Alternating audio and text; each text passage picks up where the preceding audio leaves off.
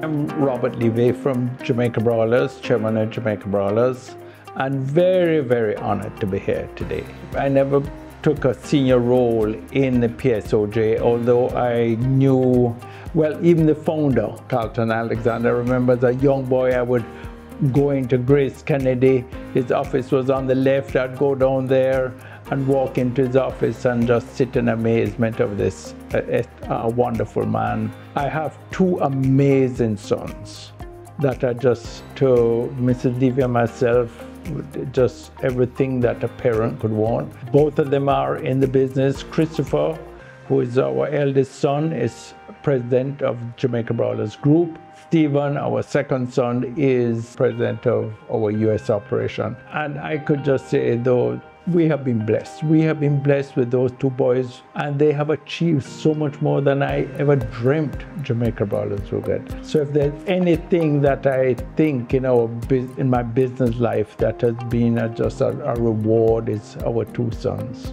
You know, I was a dropout at school, never went to college, and obviously took the direction that was really just open to me, and just amazing that I was able to develop in the operation and eventually lead the operation, which was a great honor to me. I will share with you maybe the most amazing thing that happened during my early years at Jamaica Broilers. I dropped out of school.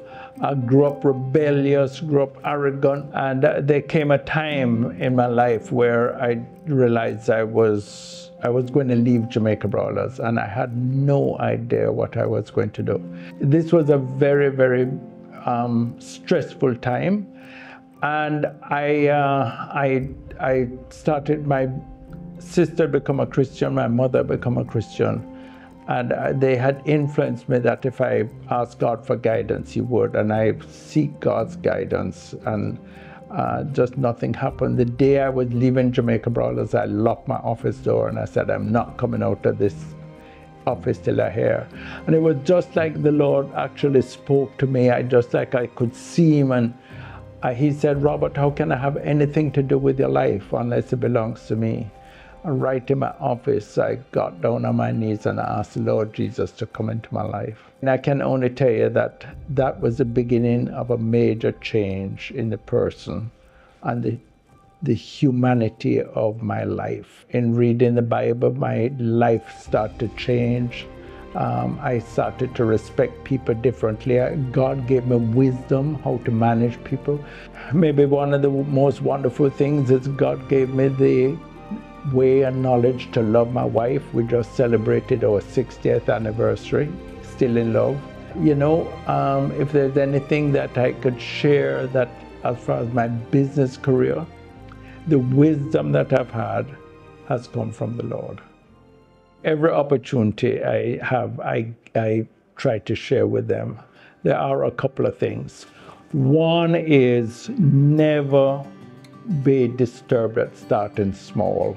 We started Jamaica Broilers killing 50 chickens a day. 50 chickens a day. Today, we're killing close to 300,000 chickens every day. So we started very small. So don't be worried about starting small. All right, the second thing is I try to impress upon them the importance of understanding accounting. If you're in a business, you must understand accounting. You must understand what a balance sheet is, a profit or loss, and a cash flow. You've got to get to know and understand finance. And the third thing I try to impress on them is that they got to understand marketing. Whatever an entrepreneur is doing, they have to sell. They have to sell the idea, they have to sell themselves. And if they don't understand the principles of just marketing, they're not going to capture that.